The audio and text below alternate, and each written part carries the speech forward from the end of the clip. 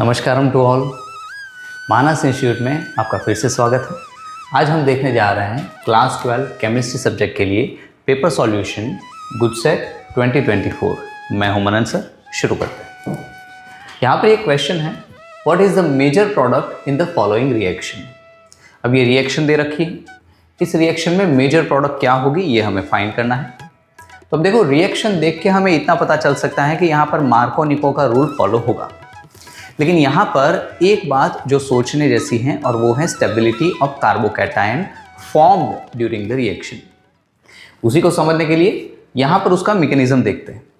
बात ये है कि अगर ये रिएजेंट HX के साथ रिएक्शन करेगा तो मार्को-निको के अकॉर्डिंग क्या होता है, तो सबसे पहले H+ के साथ रिएक्शन होगी, H+ यहाँ पर ऐड होगा, उसके अकॉर्डिंग कि हाइड्रोजन जो था H+ के तौर पे वो 2 इलेक्ट्रॉन लेकर के इस कार्बन के साथ जुड़ गया और यहाँ पर बन गया है कार्बोकैटायन, जो कि है सेकेंडरी वाला कार्बोकैटायन। लेकिन यहाँ पर एक और इम्पॉर्टेंट बात ये भी है कि इस सेकेंडरी कार्बोकैटायन के नज़दीक ही एक और पॉसिबिलिटी है और वो है टर्शरी कार्बोकैटायन की। अगर यहाँ पर हाइड्राइड शिफ्ट हो जाए तो उसके अकॉर्डिंग हमें मिल जाएगा टर्शरी कार्बोकैटायन, और ये जो टर्शरी कार्बोकैटायन है उसकी स्टेबिलिटी सेकेंडरी कार्बोकैटायन के कंपेयर में भी ज़्यादा होती है। तो यहाँ पर बन जाएगा टर्शरी कार्बोकैटायन। अब ये टर्शरी कार्बोकैटायन जो है उसके साथ अगर ये नेगेटिव पार्ट मतलब कि हैलोजन जो है वो अगर यहाँ पर जुड़ जाए तो उसके अकॉर्डिंग हमें मिल जाएगी प्रोडक्ट बी, जो कि है ये। फिर नेक्स्ट देखते हैं। यहाँ पर है, predict the order of reactivity of the following compounds in SN1 reaction. तो अब देखिए, SN1 रिएक्शन में रिएक्टिविटी का ऑर्डर जो होता है वो कार्बोकैटायन की स्टेबिलिटी के अकॉर्डिंग होता है। मतलब कि टर्शरी कार्बोकैटायन सबसे ज़्यादा स्टेबल होगा, उसी के बाद सेकेंडरी या प्राइमरी या फिर नॉर्मल कंपाउंड्स होते हैं। तो अब उसी को ध्यान में रखते हुए पहले ये सारे के सारे कंपाउंड्स जो हैं उनके बारे में सोचते हैं कि वो प्राइमरी, सेकेंडरी, टर्शरी या किस टाइप के हैं। तो यहाँ पर इन्हीं के बारे में प्राइमरी, सेकेंडरी एंड टर्शरी ये कहा जा सकता है। इन्हीं के स्ट्रक्चर्स कुछ इस तरीके से हो जाएंगे, जैसे ये 1 नंबर है तो ये कुछ इस तरीके से आएगा। अब यहाँ पर प्राइमरी वगैरह की जो डेफिनेशन है उसको समझते जाना। हेलोजन जिस कार्बन से जुड़ा है वो कार्बन अगर एक और कार्बन से जुड़ जाए तो वो होगा प्राइमरी मॉलिक्यूल। सेम वे बाकी सब में सेकेंडरी या फिर टर्शरी किस तरीके से आता है वो आप समझ सकते हो। अब इसके अकॉर्डिंग देखा जाए तो हमें एक बात पता चल जाएगी कि टर्शरी कार्बोकैटायन जो है उसकी स्टेबिलिटी सबसे ज़्यादा होगी और जो प्राइमरी कार्बोकैटायन है उसकी स्टेबिलिटी सबसे कम होगी। अब यहाँ पर जो गिवन ऑप्शन थे उसमें अगर यहाँ पर देखते हैं तो फोर्थ जो है उसकी स्टेबिलिटी सबसे ज़्यादा हो और फर्स्ट की स्टेबिलिटी सबसे कम हो, उसी के अकॉर्डिंग 2 ऑप्शन हो रहे हैं, ऑप्शन सी एंड डी। मतलब हमें इन दोनों के बारे में भी सोचना होगा। तो यहाँ पर सेकंड ऑप्शन जो है उसमें जब 2 फिनाइल ग्रुप जुड़े हैं तो वहाँ पर रेजोनेटिंग स्टेबिलिटी ज़्यादा हो जाएगी, क्योंकि यहाँ पर 2 फिनाइल ग्रुप हैं, उसके अंदर जब इलेक्ट्रॉन घूमेंगे तो स्टेबिलिटी इसकी ज़्यादा होती है। जब ये कार्बोकैटायन बनेगा तो ज़्यादा स्टेबल होगा, तो इसके अकॉर्डिंग SN1 रिएक्शन ज़्यादा आसान हो जाएगी। तो SN1 रिएक्शन सेकेंड ऑप्शन के लिए ज़्यादा आसान हो, ऐसा किस केस में आ रहा है, तो ये आ रहा है ऑप्शन डी के अंदर। ऑप्शन डी में सेकेंड और थर्ड के अंदर सेकेंड जो है उसके लिए SN1 रिएक्शन होना आसान है। तो ये जो ऑप्शन डी है वो हमारा सही आंसर हो जाएगा। Next, match the reactions given in column 1 with the names given in column 2। तो पहली जो रिएक्शन है ये अल्काइल हैलाइड के रिलेटेड है, सोडियम आयोडाइड के साथ रिएक्शन ड्राई एसीटोन के प्रेजेंस में। तो ये देखने से ही पता चल जाएगा कि ये है फ्रिंकल-स्टेन रिएक्शन। फिर ऐसे ही दूसरी वाली जो रिएक्शन है वो भी RX के रिगार्डिंग है और यहाँ पर फ्लोराइड यूज हुआ है, तो ये उसी के बाद आने वाली रिएक्शन जिसको हम बोलते थे स्वार्ट्स रिएक्शन।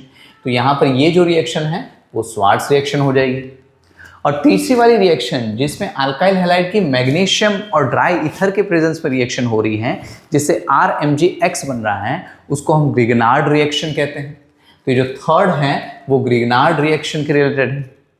तो अब इसी के अकॉर्डिंग अगर ऑप्शन देखने जाए तो 1 हो जाएगा C, 2 हो जाएगा A और 3 हो जाएगा D। तो उसी के अकॉर्डिंग जो ऑप्शन है वो A सही हो जाएगा। यहाँ पर स्वार्ट्स रिएक्शन जो है उसके कुछ और मॉलिक्यूल्स भी हैं जो फ्लोराइड को सब्स्टिट्यूशन में सब्स्टिट्यूशन करने में यूजफुल होते हैं, और वो कौन से हैं? तो SbF3, AgF, COF2 या फिर Hg2F2। फिर आगे, which product will be obtained in the following reaction. अब यहां पर ये रिएक्शन दे रखी है, ये वाली जो रिएक्शन है उसमें प्रोडक्ट कौन सी बनेगी, और उसके अंदर हमें 4 ऑप्शन दे रखे। बात ऐसी है, यहां पर जो NaBH4 है, सोडियम बोरोहाइड्राइड, वो एक सिलेक्टिव रिड्यूसिंग एजेंट होता है। मतलब वो रिडक्शन तो करेगा लेकिन सिर्फ एल्डिहाइड एंड कीटोन का, वो कार्बोक्सिलिक एसिड या फिर एस्टर्स के ऊपर कोई असर नहीं करता। तो इसके अकॉर्डिंग अगर देखा जाए तो सिर्फ ये C+O वाला जो ग्रुप है वही रिड्यूस होकर के अल्कोहलिक ग्रुप में कन्वर्ट हो जाएगा, और बाकी जो एस्टर हैं उसके ऊपर कोई भी इफेक्ट नहीं होगी। तो उसके अकॉर्डिंग जो गिवन ऑप्शंस थे उसमें से ऑप्शन बी जो है वो सही हो जाएगा। फिर next, predict the major product of acid catalysed dehydration of butane 1-ऑल। ये रिएक्शन भी मैकेनिज्म के तौर पे देखने से थोड़ी ज़्यादा समझ में आएगी। सबसे पहले समझ लेते हैं ये ब्यूटेन 1-ऑल जो है वो कैसे होगा। तो ब्यूटेन मतलब 4 कार्बन, फर्स्ट कार्बन के साथ OH ग्रुप है, तो ये हो जाएगा ब्यूटेन 1-ऑल। रिएक्शन में बताया है ये एसिड कैटालाइज्ड रिएक्शन है, तो यहाँ पर हम एसिडिक मीडियम को सोचते हैं। अब यहाँ पर ये 2 इलेक्ट्रॉन अगर H+ को मिल जाए तो उसके अकॉर्डिंग यहाँ पर H2 बन जाएगा। अब ऑक्सीजन जो है वो ज़्यादा स्टेबल होने के लिए दोनों इलेक्ट्रॉन जब खींच ले तो ये बन जाएगा कार्बोकैटायन, लेकिन ये तो प्राइमरी कार्बोकैटायन बनेगा। अब प्राइमरी कार्बोकैटायन जो है वो तो लेस स्टेबल होता है, तो होगा क्या, यहाँ पर भी हाइड्राइड शिफ्ट होगा, जिसकी वजह से ये वाला कार्बन जो है वो कार्बोकैटायन में कन्वर्ट हो जाएगा और वो बन जाएगा सेकेंडरी कार्बोकैटायन, जिसकी स्टेबिलिटी कंपैरेटिवली ज़्यादा होगी। तो यहाँ पर जब सेकेंडरी कार्बोकैटायन बन जाए, अब यहाँ पर सेकेंडरी कार्बोकैटायन है और यहाँ पर से H+, मतलब ये हाइड्रोजन प्लस चार्ज के तौर पे निकल जाएगा, तो उसके अकॉर्डिंग यहाँ पर बीच में बन जाएगा डबल बॉन्ड। अब क्वेश्चन ये भी हो सकता है कि ये कार्बोकैटायन था, ये समझ में आता है, लेकिन हाइड्रोजन यहाँ से क्यों नहीं निकला, ये भी तो H+ निकल सकता था। लेकिन यहाँ पर बात आ जाती है Z-सेफ या फिर Z-सेफ रूल की। उसके अकॉर्डिंग जो डबल बॉन्डेड कार्बन है उनके आसपास ज़्यादा नंबर ऑफ अल्काइल ग्रुप्स हैं, तो उस प्रोडक्ट की स्टेबिलिटी ज़्यादा होती है। तो इसके अकॉर्डिंग ये वाली प्रोडक्ट जो है वो ज़्यादा अमाउंट में मिलेगी। तो जो अवेलेबल ऑप्शन थे उसमें से ऑप्शन सी सही होगा। फिर next, give the major product formed by heating this ether with HI। अब ये बात टेक्स्ट बुक में एज इट इज दे रखी है कि जब भी ये टर्शरी कार्बन हो हमारे पास तो उस टाइम पे SN1 रिएक्शन फॉलो होती है।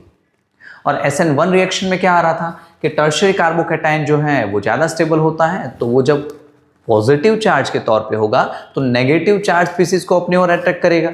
अब H और I में नेगेटिव चार्ज क्या है, तो I-, तो वो I- जो है वो टर्शरी पार्ट के साथ आ जाएगा और हाइड्रोजन जो है वो बाकी वाले पार्ट के साथ। तो उसके अकॉर्डिंग देखा जाए तो हमारे पास जो अवेलेबल ऑप्शंस थे उसमें से ऑप्शन ए जो है वो सही होगा। फिर ऐसे next, arrange the following compounds in decreasing order of their acidic strength. अब ये 3 कंपाउंड है, फिनॉल, पैरानाइट्रोफिनॉल एंड ऑर्थोक्रेसोल, और हमें ये चेक करना है कि इसमें decreasing order of acidic strength क्या होगा। मतलब सबसे पहला जो सोचे उसकी एसिडिक स्ट्रेंथ सबसे ज़्यादा होनी चाहिए। सबसे पहले इसी बात को समझने के लिए इन तीनों के स्ट्रक्चर्स देखते हैं। तो फिनॉल, पैरानाइट्रोफिनॉल एंड पैराक्रेसोल ये कुछ इस तरीके से होंगे। अब ये NO2 जो है वो इलेक्ट्रॉन विड्रॉइंग ग्रुप है, जबकि यहाँ पर देखा जाए CH3 वो इलेक्ट्रॉन डोनेटिंग ग्रुप है। हम आगे देख चुके हैं कि ये NO2 ग्रुप जो कि इलेक्ट्रॉन विड्रॉइंग है, वो जब इलेक्ट्रॉन को खींचता है तो ऑक्सीजन और हाइड्रोजन वाले बॉन्ड के इलेक्ट्रॉन ऑक्सीजन की तरफ आ जाएंगे, हाइड्रोजन को H+ के तौर पे निकालना आसान हो जाएगा। तो सबसे अच्छा वाला एसिड जो है वो तो यही हो जाएगा, एसिडिक स्ट्रेंथ सबसे ज़्यादा हो वो सेकंड ऑप्शन की होगी। सेकंड ऑप्शन जो है वो A और D दोनों में आ रहा था। सेम वे सबसे कम वाला कौन सा हो जाएगा, सबसे कम एसिडिक, तो ये थर्ड ऑप्शन हो जाएगा, क्योंकि यहाँ पर इलेक्ट्रॉन डोनेटिंग ग्रुप जुड़ा है। तो इलेक्ट्रॉन डोनेटिंग ग्रुप जब इलेक्ट्रॉन डोनेट करेंगे तो ऑक्सीजन और हाइड्रोजन के बीच के इलेक्ट्रॉन ज़्यादा वहीं पर रहेंगे, मतलब हाइड्रोजन को H+ के तौर पे निकालना मुश्किल हो जाएगा। तो उसके अकॉर्डिंग ये जो है इन तीनों में वीक हो जाएगा। तो थर्ड जो है वो वीक में आ रहा हो, इन दोनों में से ऐसा कौन सा ऑप्शन हुआ, तो डी ऑप्शन। तो डी ऑप्शन जो है वो सही हो जाएगा। फिर next, name the following reaction, ये टेक्स्ट बुक की एज इट इज रिएक्शन है। C6H5COCl की H2PDBaSO4 के साथ की जो रिएक्शन है उसको रोजनमंड रिएक्शन बोला जाता है और उसी से एल्डिहाइड में कन्वर्जन होता है। फिर next, R plus CH3COCH3 H plus के साथ रिएक्शन है और स्किफ बेस मिल रहा है, तो इसमें R क्या होगा। अब इसको समझने के लिए हम थोड़ी और डिटेल में देखेंगे। ये वाला जो पर्टिकुलर क्वेश्चन है ये बहुत जगह पे रिपीट हो चुका है, बहुत सी कॉम्पिटिटिव एग्जाम में। तो इसको समझने के लिए इसकी एक्चुअल रिएक्शन समझते हैं कि कोई भी एल्डिहाइड या कीटोन जो है वो अगर एमोनिया या फिर उसके कोई भी डेरिवेटिव हो उसके साथ जब रिएक्शन में आते हैं तो उसके अकॉर्डिंग पहले ये इंटरमीडिएट बनेगा और उसी के अकॉर्डिंग यहाँ पर फाइनल प्रोडक्ट मिल जाएगी C डबल बॉन्ड NZ। अब इसी में रिमूव क्या होता है वो याद रखने के लिए हम सोच सकते हैं कि एमोनिया की जो भी डेरिवेटिव यहाँ पर यूज हुई है उसमें से हाइड्रोजन, 2 हाइड्रोजन मतलब H2 एंड इसमें से ऑक्सीजन, इतना निकल जाएगा। तो अगर इसमें से H2O इस तरीके से निकल जाए तो जो बाकी बचेगा वो एक दूसरे के साथ जुड़ जाएगा और हमें प्रोडक्ट मिल जाएगी। इसी को समझने के लिए उसका एक एग्जाम्पल देखते हैं। जैसे कि यहाँ पर कोई अल्काइल ग्रुप जो है वो अगर NH2 के साथ जुड़ा है तो उसको हम कहते हैं एमाइन, और एमाइन में से अगर हमें इस तरीके की प्रोडक्ट मिल जाए तो उसको बोला जाता है सब्स्टिट्यूटेड इमाइन, और ये जो है उसी को बोला जाता है स्किप्स बेस। अब इसी को समझने के लिए यहाँ पर एक एग्जाम्पल देखते हैं कि R की जगह पे सपोज CH3 है और CH3NH2 इस तरीके से हैं, तो हमें फाइनल प्रोडक्ट में क्या मिलेगा।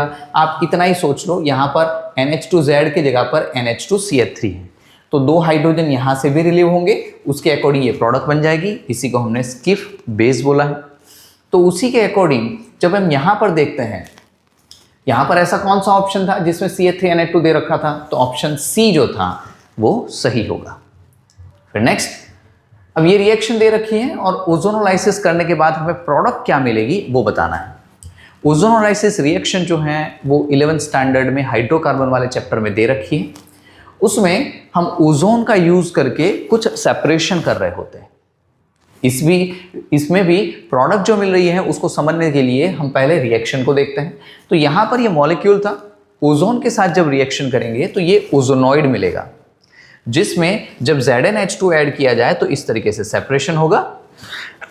उस सेपरेशन के अकॉर्डिंग हमें दोनों side double bond O double bond हो इस टाइप की प्रोडक्ट मिल जाएगी। जो अवेलेबल ऑप्शन थे उसमें से B ऑप्शन में है, इसलिए B ऑप्शन सही होगा। Next, which of the following carboxylic acid has least pKa value among all. Least pKa value, ये बात समझो, pK अगर कम है तो Ka बहुत ज्यादा होगा और Ka ज्यादा तो वो स्ट्रॉन्गर एसिड होगा।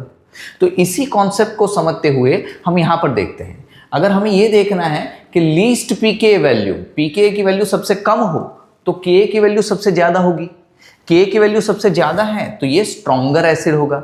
यहां पर ध्यान से समझना, हम स्ट्रॉन्गर एसिड वर्ड यूज कर रहे हैं क्योंकि वो कंपैरेटिवली स्ट्रॉन्ग की बात हो रही है।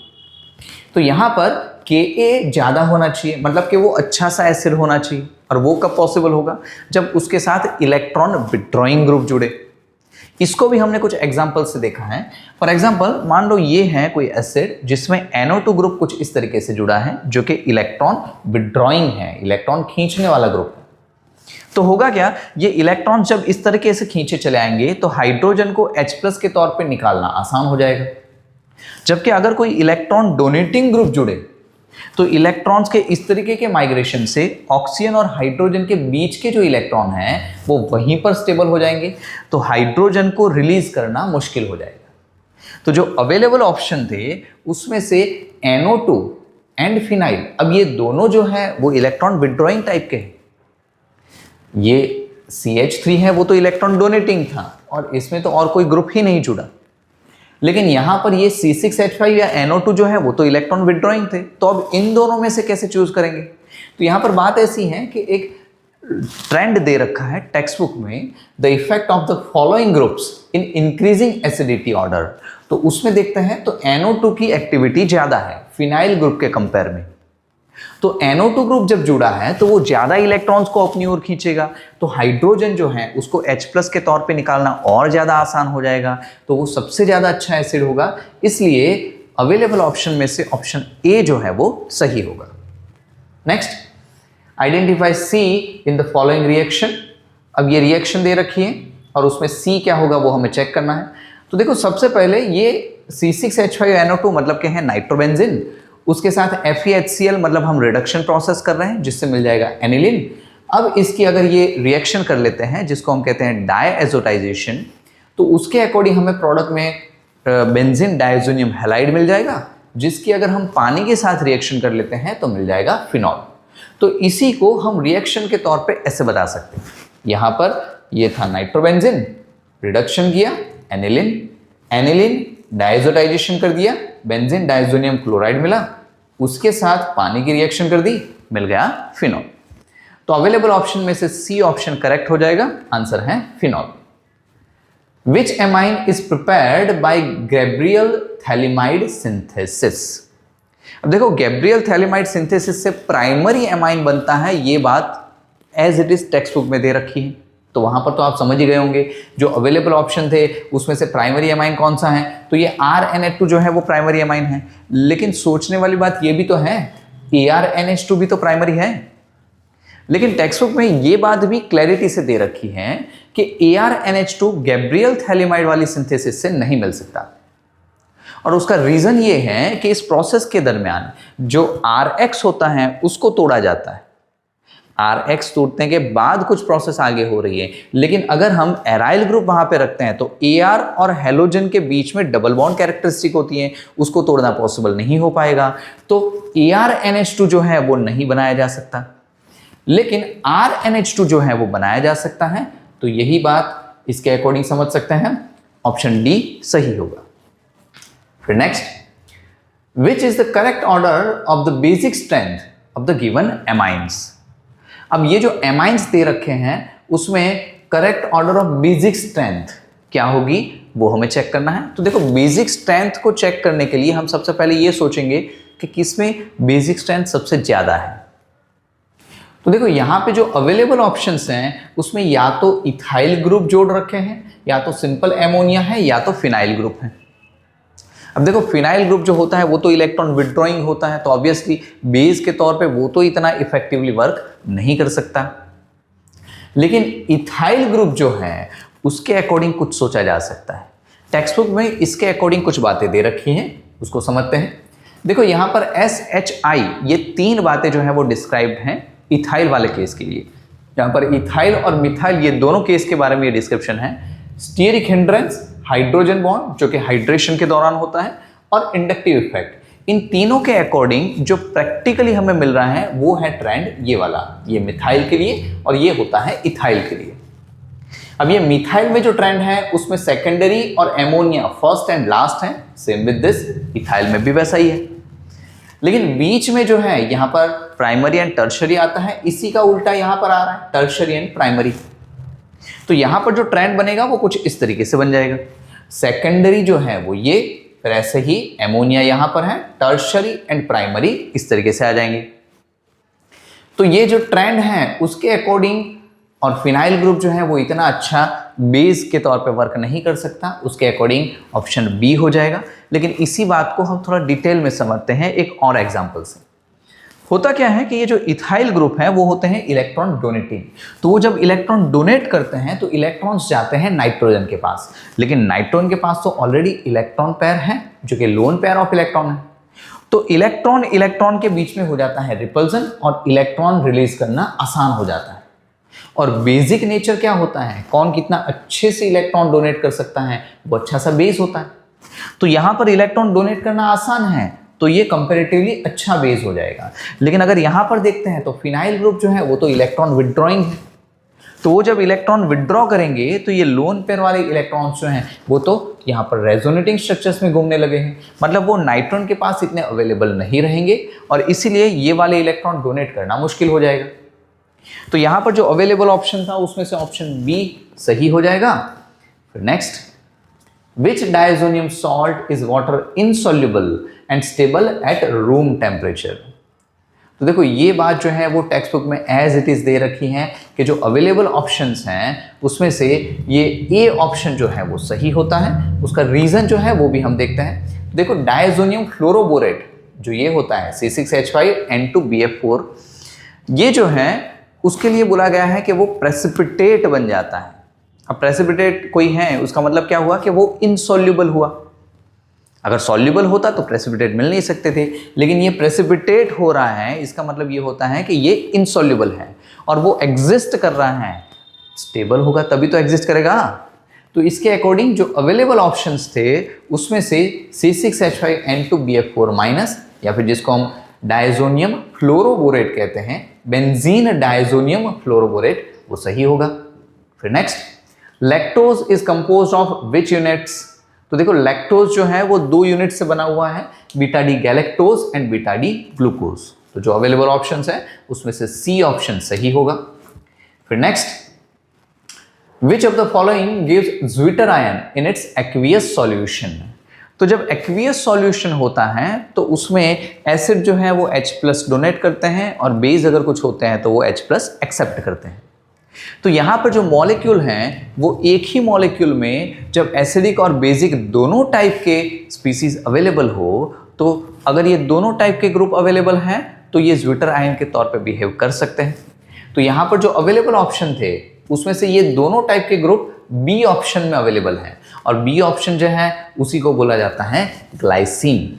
तो इसी के अकॉर्डिंग ऑप्शन बी जो है वो सही हो जाएगा। ये जो ग्लाइसिन है उसके अंदर ये दोनों ग्रुप हैं, तो होगा ये कि ये एसिडिक ग्रुप जो है वो H+ को डोनेट करेगा और NH2 वाला ग्रुप जो था जिसके पास लोन पेयर ऑफ इलेक्ट्रॉन्स हैं वो H+ को एक्सेप्ट कर लेंगे। तो इस तरीके से ये जो बनेगा इसको हम बोल रहे हैं ज्विटर आयन। फिर next, deficiency of which vitamin is responsible for RBC deficient in haemoglobin. तो हीमोग्लोबिन में RBC की कमी हो जाए उसके लिए रिस्पॉन्सिबल था विटामिन B12, ऑप्शन ए सही होगा। फिर next, which of the following statement is incorrect for the structure of nucleic acid. देखो जब भी ये इनकरेक्ट वाला वर्ड आ जाए ना तो आप खास तौर से समझ जाना, बाकी जो है वो सही होने चाहिए ऑप्शंस, लेकिन कोई एक ऑप्शन जो है वो इनकरेक्ट होना चाहिए। तो देखो ऑप्शंस पढ़ के ही एक बात पता चल जाती है कि आरएनए जो है उसमें एडेनिन होता है, ग्वानिन होता है, साइटोसिन भी होता है, लेकिन थायमिन नहीं होता, उसमें तो यूरेसिल होता है। तो जो अवेलेबल ऑप्शंस थे उसमें से डी वाला जो है वो तो गलत हो जाएगा, ये बात पता चल जाएगी। लेकिन बाकी वाले ऑप्शंस जो हैं उनके बारे में भी हम थोड़ा कुछ सर्च करते हैं, तो उनको समझने के लिए यहां पर देखते हैं। देखो यहां पर देखा था ऑप्शन ए में लिखा है nucleotides are joined together by phosphodiester linkage. तो टेक्स्ट बुक में ये बात आ जाती है, यहां पर ये जो जुड़ रहे हैं उसको फॉस्फोडाइस्टर लिंकेज बोला जाता है। तो पहली बात तो सही हो गई। Same way in DNA molecule the sugar moiety is beta D two deoxyribose. ये डीऑक्सीरिबोज जो है वो होता है डीएनए में, वो बात भी बिल्कुल सही है। फिर सी जो है a unit formed by the attachment of a base at first position of sugar is known as nucleoside। तो देखो ये है सुगर और इसकी फर्स्ट पोजीशन पे जुड़ा हुआ है बेस, तो ये बात भी बिल्कुल सही है। तो ऑप्शन ए, बी और सी ये तीनों सही हैं। इसको हम फॉस्फोडाइस्टर भी कह सकते हैं और इसको फर्स्ट पोजीशन के साथ बेस जुड़ा है ऐसा भी कह सकते हैं। तो जो अवेलेबल ऑप्शन है उसमें से ऑप्शन डी जो है वो सही होगा। फिर next, calculate the mass of glucose required in making 2.5 kg of 0.25 molal aqueous solution। तो देखो हमें मास ऑफ ग्लूकोज फाइंड करना है और हमें जो प्रिपेयर करना है वो solution 0.25 molal aqueous solution prepare करना है जो कि 2.5 kg है। ध्यान से समझना, ये 2.5 kg जो है वो सॉल्यूशन की बात हो रही है। तो अगर इसके लिए हमें समझना है तो एक सिंपल सी कैलकुलेशन देखते हैं। देखो पहले तो ग्लूकोज के लिए अगर हम मोलर मास काउंट करना चाहे तो सिंपल ग्लूकोज का मोलर मास जो है वो हो जाता है 180। उसको आप चेक कर सकते हो किस तरीके से है। तो ग्लूकोज जो है C6H12O6 होता है, जो काउंट करोगे तो 180 ग्राम पर मोल होगा। अब यहाँ पे 0.25 मोलल जो है उसका मीनिंग क्या होता है? तो 0.25 mole of glucose is in 1 kg of solvent. और यहाँ पर सॉल्वेंट जो है वो पानी है, तो 1 kg ऑफ वाटर होगा। अब हमें जो है वो यहाँ पर अगर हम समझते हैं तो 0.25 मोलल की बात कर रखी है, तो 0.25 मोलल का मीनिंग हमने लिया था 0.25 मोल इन 1 kg। तो 0.25 मोल कितना होता है? अगर 1 मोल जो है वो 180 ग्राम होता है, तो यहाँ से ये जो है वो डिवाइड बाय 4 है, तो यहाँ से इसको अगर डिवाइड बाय 4 करेंगे तो मिल जाएगा 45 ग्राम। तो यहाँ पर ये 45 ग्राम जो है वो होगा ग्लूकोज। तो हम ये देख रहे हैं कि यहाँ पर 0.25 मोल ग्लूकोज 1 kg वाटर में है, मतलब कि 45 ग्राम ग्लूकोज 1000 ग्राम वाटर में है। ये जो है वो सॉल्यूट है, ये जो है वो सॉल्वेंट है। अब इसी के बारे में हम ये समझते हैं, इसका मीनिंग ये हुआ कि अगर हमें इसका और इसका टोटल करते हैं सॉल्वेंट एंड सॉल्यूट का, तो टोटल 1045 ग्राम अगर सॉल्यूशन प्रिपेयर करना है तो उसके लिए रिक्वायर्ड था 45 ग्राम ऑफ सॉल्यूट, मतलब कि ग्लूकोज। तो अगर हमें 2.5 kg मतलब कि 2500 ग्राम सॉल्यूशन अगर क्रिएट करना है तो उसके लिए रिक्वायर्ड ग्लूकोज कितना होगा? तो यहां पर जब मल्टीप्लिकेशन एंड डिवीजन करेंगे तो फाइनल आंसर मिल जाएगा 107.65 ग्राम। अब यहां पर कुछ बहुत ही इंपॉर्टेंट बातें हैं जो बहुत ही हेल्पफुल हो सकती हैं आपको। देखो एक बार,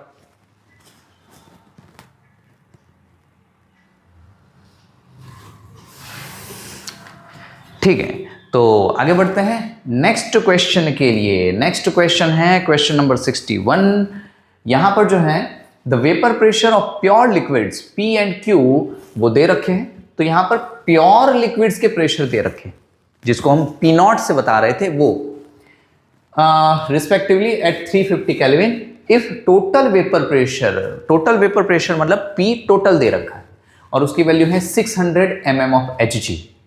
the mole fraction of P and Q respectively will be dash.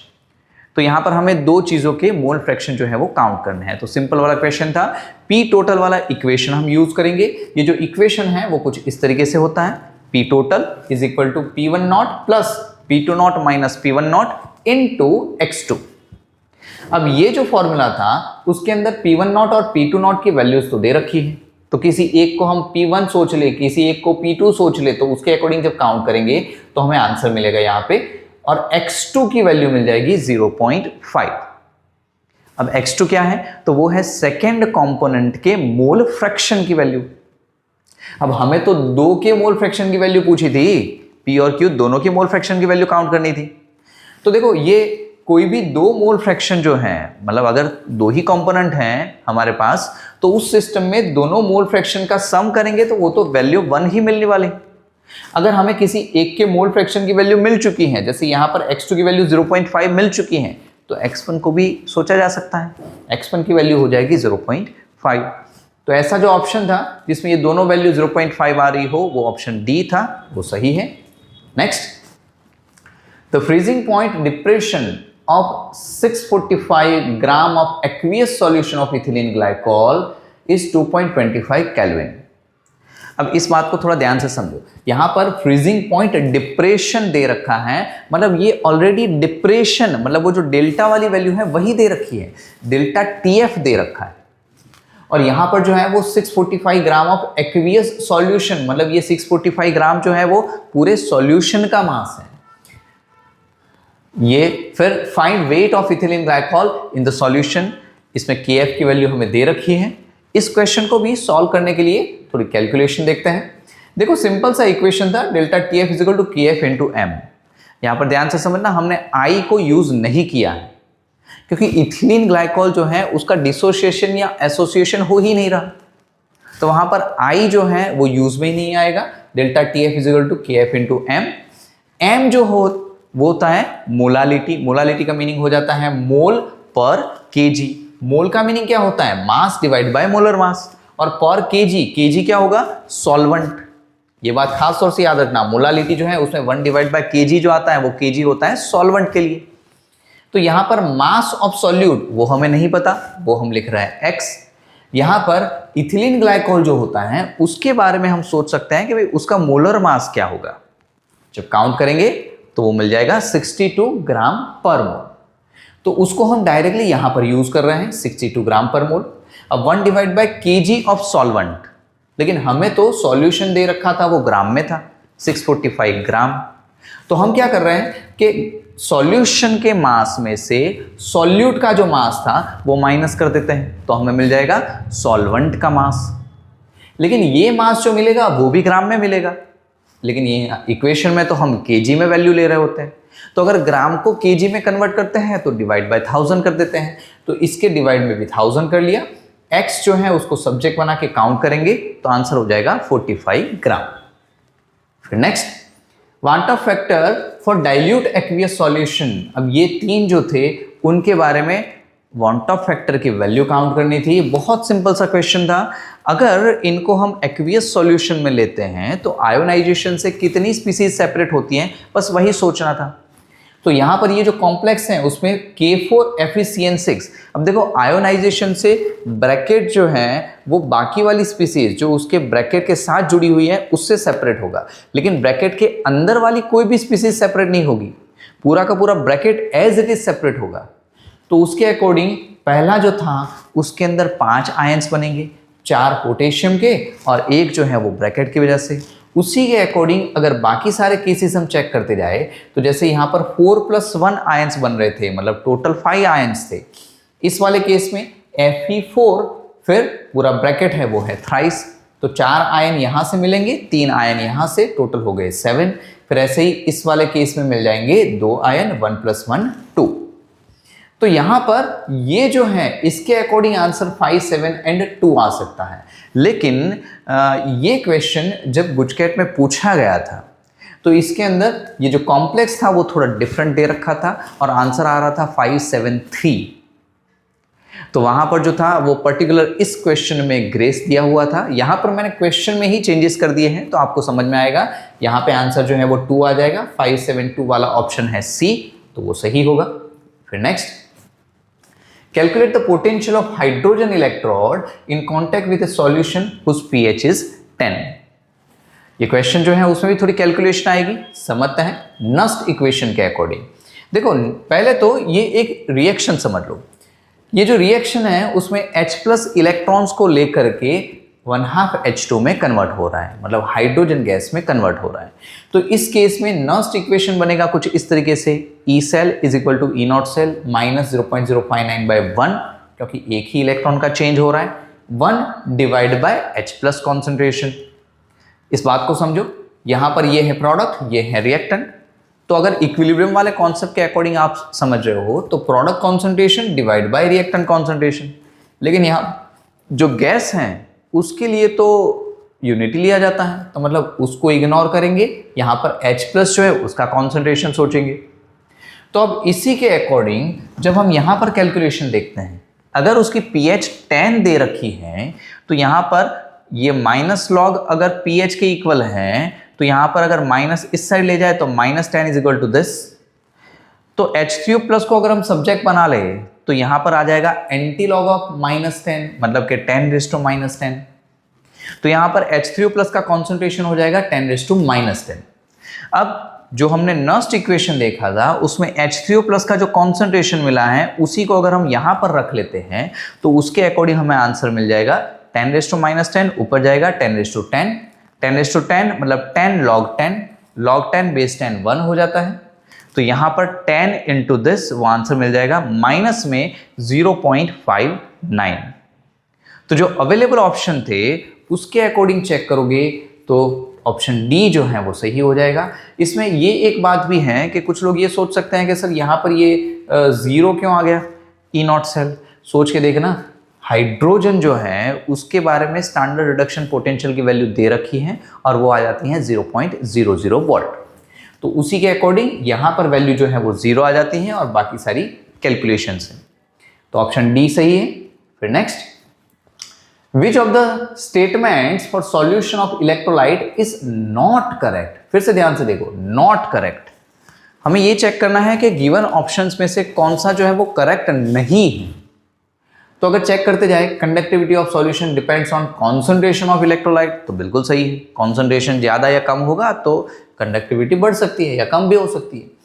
Conductivity of solution depends on the nature of electrolyte, बिल्कुल सही है। कुछ जो है कुछ सॉल्यूट जो है उनमें आयंस ही नहीं बन रहे, तो उनमें इलेक्ट्रिकल कंडक्टिविटी अलग तरीके की होगी, जबकि जिसमें आयंस बन रहे हैं उसमें इलेक्ट्रिकल कंडक्टिविटी अलग होगी। Next, conductivity of solution doesn't depend upon temperature. ये बात गलत हो जाएगी, क्योंकि टेम्परेचर बढ़ने से आयोनिक मोबिलिटी बढ़ जाती है, और आयोनिक मोबिलिटी बढ़ने से इलेक्ट्रॉन्स का माइग्रेशन भी बढ़ जाएगा, तो कंडक्टिविटी भी बढ़ेगी।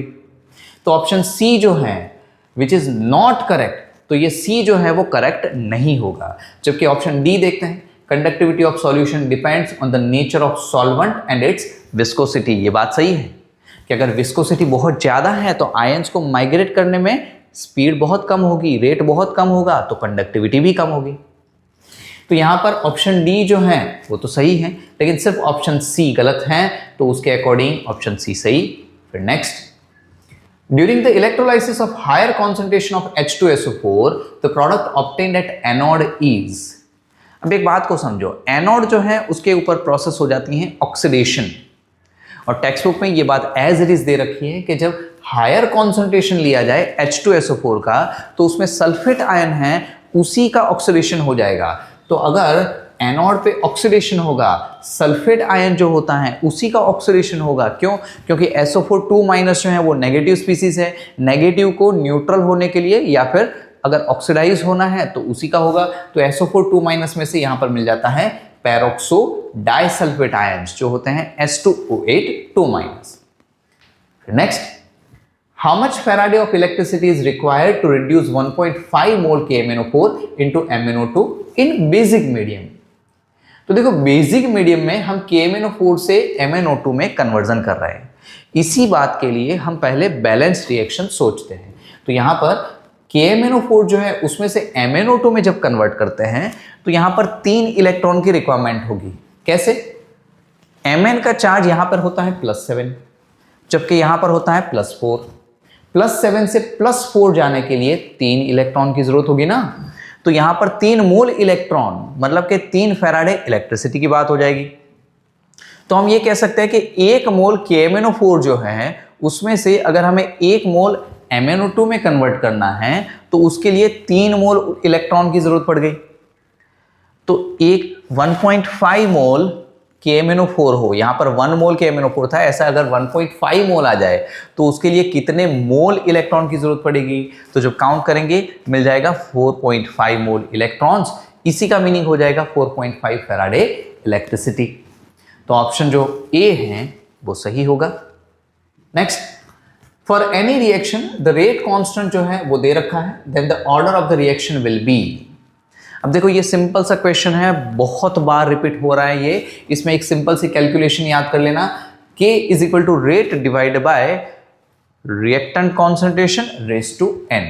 अब रेट जो होता है उसका फॉर्मूला होता है मोलर पर सेकेंड, और यहाँ पर reactant concentration raise to n जो क्या है मोलारिटी रेज़ टू n। यहाँ पर n जो है वो रिप्रेजेंट कर रहा है ऑर्डर ऑफ द रिएक्शन। तो आपको बस इतना ही करना है कि n की जगह पे जो अवेलेबल ऑप्शन थे वो रखते जाओ, आंसर पता चल जाएगा। अगर आपको थोड़ी बहुत चीजें भी पहले से याद हैं तो आप सोच के देखो, ये 0 अगर हो जाए तो ये तो पूरा टर्म ही कैंसिल हो जाएगा। तो मोलर पर सेकेंड मतलब मोल पर लीटर इनटू सेकेंड, वो तो है ही नहीं। तो उसके अकॉर्डिंग जब चेक करते जाओगे तो आपको पता चलेगा जो अवेलेबल ऑप्शन थे उसमें से ऑप्शन डी जो है वो सही होगा। फिर next, which of the following statements is incorrect. फिर से बात आ रही है इनकरेक्ट की, इसमें से कौन सा जो है वो इनकरेक्ट है। For a reaction carried out in presence of catalyst, अगर कैटालिस्ट की प्रेजेंस में हम कोई रिएक्शन करते हैं तो गिवन ऑप्शंस में से कौन सा है जो इनकरेक्ट है।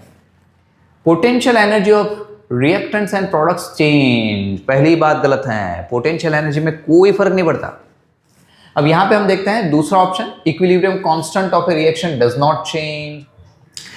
इक्विलिब्रियम पे कैटालिस्ट का कोई इफेक्ट नहीं होता, इक्विलिब्रियम जो है वो बस फास्ट अटेन होता है। फिर there is no change in Gibbs energy of the reaction, reaction जो है उसकी गिब्स एनर्जी में कोई चेंज नहीं आएगा। ये कैटालिस्ट जो होते हैं वो सिर्फ और सिर्फ स्पॉन्टेनियस रिएक्शन को ही कैटालाइज कर सकते हैं। अगर कोई रिएक्शन ऐसी है जो नॉन स्पॉन्टेनियस है तो कैटालिस्ट भी उसमें कुछ नहीं कर सकता। फिर ऐसे next, the activation energy of the reaction decreases, बिल्कुल सही बात है, रिएक्शन में एक्टिवेशन एनर्जी कम हो जाती है। तो जो अवेलेबल ऑप्शन थे उसमें से ऑप्शन ए सही होगा। Next, which of the following graphs is correct for a first order reaction. First order reaction जो है उसके लिए जो अवेलेबल ग्राफ है उसमें से कौन सा सही होगा? तो देखो ध्यान से देखना, ये यहां पर T half versus reactant concentration का ग्राफ दे रखा है। इन दोनों केसेस में एक ग्राफ इंक्रीजिंग है, एक ग्राफ डिक्रीजिंग है, लेकिन टी हाफ की ये इक्वेशन के बारे में आपको पता होगा, T half is equal to 0.693/k। मतलब यहां पर हाफ लाइफ टाइम अगर फर्स्ट ऑर्डर का है तो वो तो रिएक्टेंट कॉन्सेंट्रेशन के ऊपर डिपेंड ही नहीं करता। तो यहां पर ये ग्राफ इंक्रीजिंग या डिक्रीजिंग मिलने का सवाल ही नहीं है, तो ये दोनों ऑप्शन तो वैसे ही गलत हो गए। एक और बात, यहां पर जो है वो प्रोडक्ट कॉन्सेंट्रेशन है टाइम के अकॉर्डिंग कम होता जा रहा है वो दिखाया है, वो बात तो बिल्कुल गलत है। Time to time product concentration है वो तो इंक्रीज होता है, तो ये भी गलत हो गया। ये बिल्कुल सही हो जाएगा, लेकिन ये सही क्यों है उसके बारे में भी हम समझते हैं। तो देखो ये k वाला एक इक्वेशन था, k is equal to 2.303/t log r0/r। अब ये बात थोड़ी ध्यान से समझना, यहां पर ये जो है वो y एक्सिस के ऊपर है, y एक्सिस के ऊपर log r0/r है और टाइम जो है वो x एक्सिस के ऊपर है। तो हम इसको सब्जेक्ट बनाएंगे, log r0/r जो है उसको सब्जेक्ट बना लिया तो ये t यहां पे चला जाएगा, 2.303 नीचे आ जाएगा, इसके अकॉर्डिंग ये इक्वेशन मिलेगा।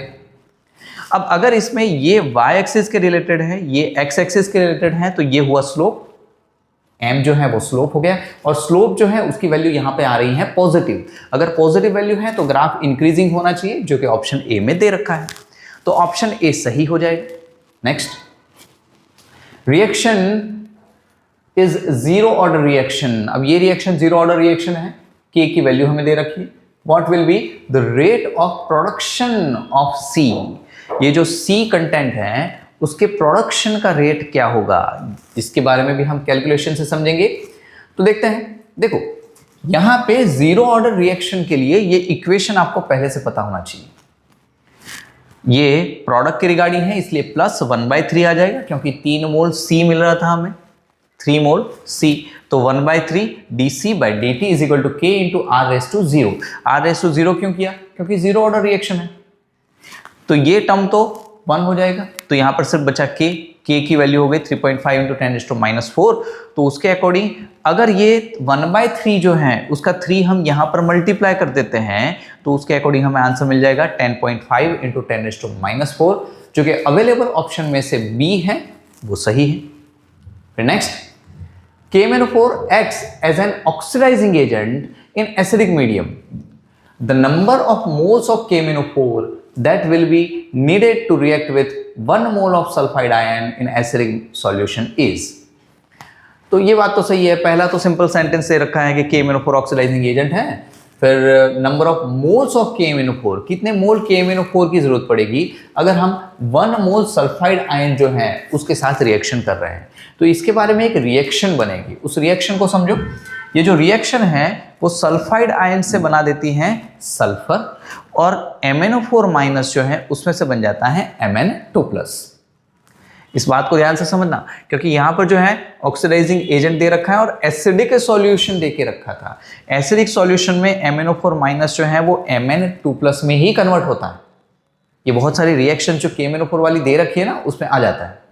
तो यहां पे Mn जो था उसका चार्ज था +7, उसमें से कन्वर्ट हो रहा है +2 में, जबकि यहां पर अगर सल्फाइड आयन की बात की जाए तो सल्फाइड आयन S2- है और उसके अकॉर्डिंग यहां पर सल्फर में कन्वर्ट हो रहा है। अगर इसी रिएक्शन को हमने बैलेंस करके देखा तो यहां पर ये जो सल्फाइड आयन था उसके नंबर ऑफ मोल जो है वो 5 हो जाएंगे, इसमें 2 मोल हो जाएंगे। H+ को भी इस तरीके से बैलेंस किया जा सकता है। ये बैलेंसिंग जब करोगे तो उसके अकॉर्डिंग पता चलेगा कि 2 मोल KMnO4 5 मोल सल्फाइड आयन के लिए यूज हो रहे हैं। तो यहां पर उसी बात को देखते हैं कि 5 मोल सल्फाइड आयन के लिए 2 मोल KMnO4 यूज हुए, तो अगर हमें 1 ही मोल सल्फाइड आयन को कन्वर्ट करना है तो KMnO4 के मोल कितने रिक्वायर्ड होंगे, तो 1 × 2 डिवाइड बाई 5, 2/5 मोल। तो जो अवेलेबल ऑप्शन थे उसमें से 2/5 मतलब कि ऑप्शन बी जो है वो सही हो जाएगा। Next, which one of the following is amphoteric oxide. अब देखो ये बात एक बहुत इंपॉर्टेंट है। यहाँ पर हम जो एमसीक्यूज देख रहे हैं उसमें सिर्फ और सिर्फ आंसर्स नहीं दिख रहे, हम देखते जा रहे हैं कि यही वाला ऑप्शन क्यों आया और इसी के रिलेटेड और बातें क्या हो सकती हैं जो और किसी एग्जाम में पूछी जा सके। तो इसमें भी थोड़ा और जो है वो डिटेल में देखते हैं। यहाँ पर कुछ अलग अलग ऑक्साइड्स के बारे में दे रखा है, जो D and F block element oxides वाला जो टॉपिक है उसके अंदर। तो देखते हैं V2O5 CrO3 या Mn2O7 है, जिसमें मेटल जो है वो हायर ऑक्सीडेशन स्टेट में है, वो एसिडिक नेचर के होते हैं, एक बात दे रखी। फिर ऐसे ही V2O5 जो कि एम्फोटेरिक तो है लेकिन मेनली एसिडिक है, ऐसा भी दे रखा है। कुछ एक एग्जाम में ऐसा भी पूछा था, नीचे में से एसिडिक कौन होता है, और उसमें आंसर आ रहा था V2O5, जबकि टेक्स्ट बुक में दो जगह पे आ रहा है V2O5 जो है वो एम्फोटेरिक है, लेकिन यहां पर इन्होंने स्पेसिफिकली बताया है मेनली एसिडिक। तो हमें यह सोचना होगा कि एम्फोटेरिक उसका नेचर है सही, लेकिन मेनली वो एसिडिक है। तो V2O5 इस तरीके से है। फिर दो और बातें हैं कि अगर वैनेडियम के ऑक्साइड्स में देखते हैं तो V2O3, V2O4 एंड V2O5 इनका नेचर है। V2O5 जो हायर ऑक्सीडेशन स्टेट वाला था वो तो एसिडिक है, तो ये लेस एसिडिक मतलब बेसिक के जैसे, इसके कंपेयर में लेस बेसिक हुआ और ये हो जाएगा बेसिक। वैसे ही अगर क्रोमियम के ऑक्साइड्स में देखते हैं तो CrO, Cr2O3 and CrO3। CrO3 में क्रोमियम का चार्ज हो जाता है +6, जो कि हायर ऑक्सीडेशन नंबर है, तो उसके अकॉर्डिंग वो तो हो गया एसिडिक। अब ये एसिडिक है तो ये जो है वो बेसिक की तरफ चलते जाएंगे, तो यहां पर बेसिक आ रहा है, ये बीच वाला Cr2O3 है वो है एम्फोटेरिक। तो यहां पर जो अवेलेबल ऑप्शन थे उसमें से ऑप्शन सी सही होगा, Cr2O3 एम्फोटेरिक होता है। Which of the following ion shows highest spin only magnetic momentum value. तो जो हमें आयंस दे रखे थे उसी को समझने के लिए यहां पर देखते हैं। देखो पहले जो है वो सिंपली जो भी हमें एलिमेंट दे रखे हैं उनके बारे में है, फिर उन एलिमेंट्स में अगर 2+ चार्ज बन जाए, मतलब 2 इलेक्ट्रॉन रिमूव हो जाए तो क्या होगा उसके बारे में दे रखा है।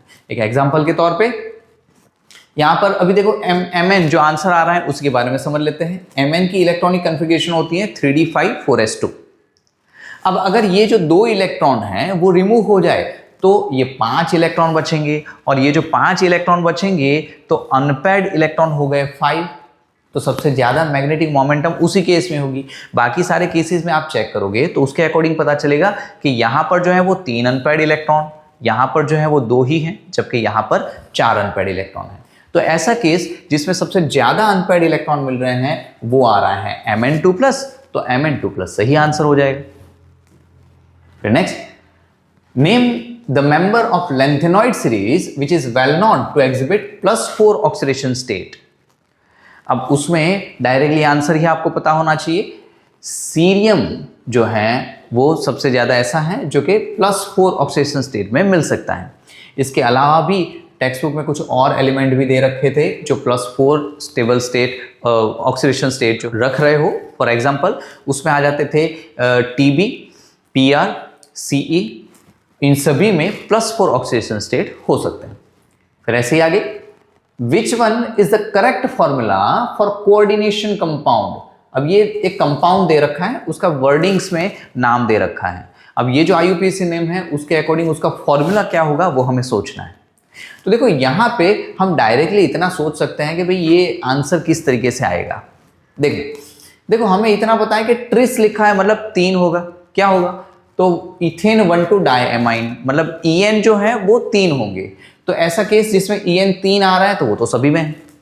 फिर नेक्स्ट देखते हैं, कोबाल्ट जो है उसका चार्ज +3 होना चाहिए, कोबाल्ट का चार्ज +3 होना चाहिए, और ऐसे ही सल्फेट उसके साथ जुड़ा होना चाहिए। तो ऐसे सभी केसेस हैं जिसमें सल्फेट ही जुड़ा हुआ है।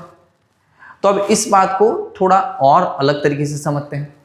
देखो यहां पर जो En है उसका चार्ज हो गया 0, क्योंकि वो तो न्यूट्रल लिगेंड है। तो यहां पर CO का चार्ज जो है वही पूरे ब्रैकेट का चार्ज बन जाएगा, मतलब पूरे ब्रैकेट का चार्ज हो जाएगा 3+ के जैसे। अब पूरा ब्रैकेट है उसको मान लो X के जैसे है तो उसका चार्ज होगा 3+, और जो सल्फेट होता है उसका चार्ज हो जाता है -2। तो यहां पर Y जो है उसका चार्ज समझ लो 2-।